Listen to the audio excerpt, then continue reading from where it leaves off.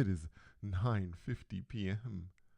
And, well, first and foremost, it is amazing to speak with you all again. And there are a few reasons for my absence. Some reasons that I wanted to talk about with you because though I have talked about my accident in the past, I haven't been all that specific about it. Um, so, for those of you who have been with me for a while, you know that in 2015, and to be exact, it was June of 2015, I had an accident that almost killed me. This was the accident where,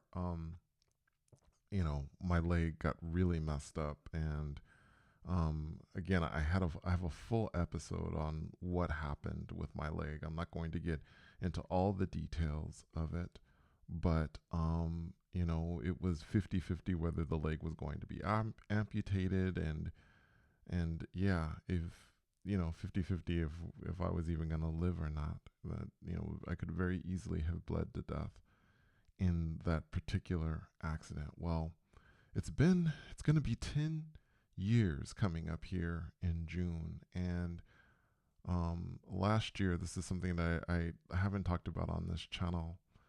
I did find a doctor at a major university who said that they could help me because I've been having issues with my leg for all these years. And it turns out that this particular person actually, could help me. I mean, he has done a series of surgeries, and I just recently had a knee replacement, and I am on the path to be able to walk normally again.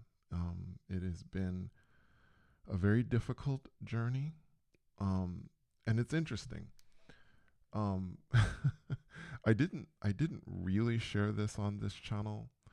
There are things I've shared so many experiences on this channel, but I think it's relevant here, and I think I can, and I think that my mom out there somewhere would not mind if I at least said this much about what had happened.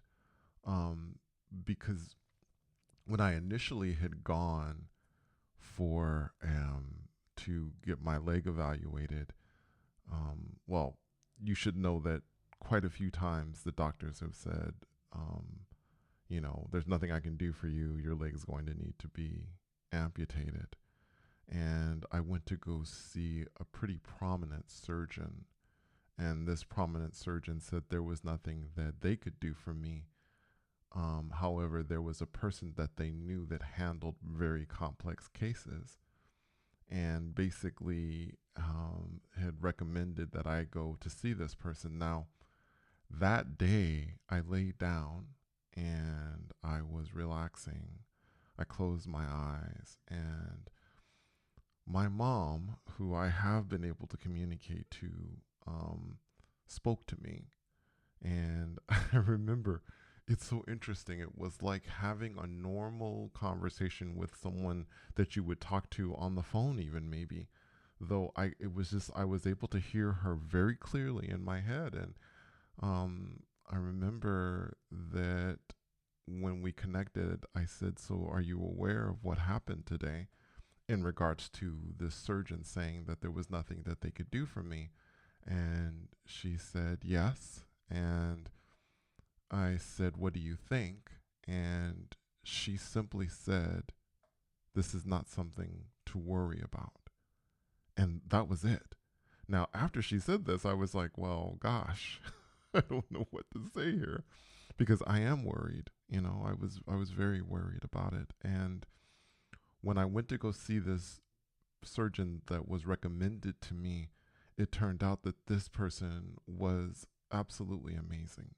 And he said he could help me. Now, this was last year. And the first surgery I had was in July, and he cleaned out my leg, did these other things. Again, I'm not going to go too much into specifics with it, but let's just say very recently, in the most recent surgery I had, he just did a knee replacement. So I can bend my knee after, I don't know, like 10 years. So it has been just miraculous. I think there's one more surgery to go, and then I should be pretty stable and solid on my leg. And again, I am on the path of recovery. And that is just, I don't know, something I could never have seen or foreseen. But, mom always knew, I think. She knew, and she had been telling me that at some point something would happen when she was on the planet. So I think she knew even then, wherever she is, that everything was going to be okay. So that is one of the reasons why I have not been posting on the channel. One of the other reasons is because I have been working on my new channel, Storyville. Now, I've brought it up a couple of times, but I have progressed quite a bit. I have posted 2 videos. The story, which is inspired by my mother, is called Monsters. And you're thinking, monsters inspired by your mother? Yes, mom inspired this story. If you take a moment to listen to it, you will understand why I call the story Monsters. It is a very special, it is a very intimate story to me. And, I would truly, truly appreciate it if you took a moment to listen to it. I'm going to leave a link to Monsters. Not only is it inspired by mom, but it is inspired by my own unique experiences. So, yeah, when you do listen, I certainly hope that you enjoy it. If you decide that that's what you want to do, I would truly, truly appreciate it. And so, lastly, here, for those of you who are wondering, I am continuing to have experiences. I have not posted my experiences lately on here, again, because I've been busy with the surgeries and busy with this new channel. My plan is to become more consistent with the posting and putting stuff up on here.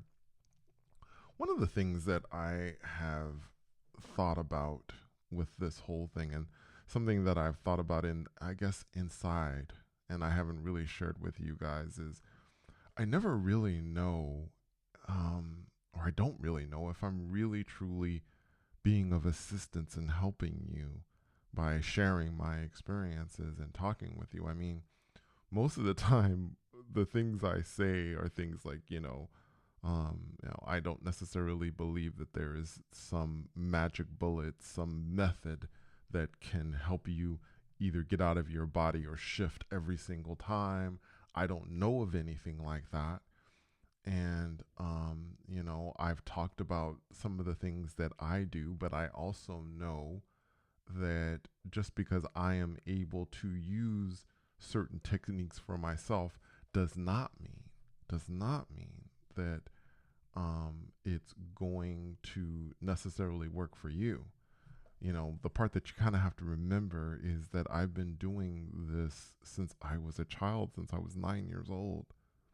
It is a very natural thing to me to do it. It's just become a very natural thing. So I don't know if it would work for you.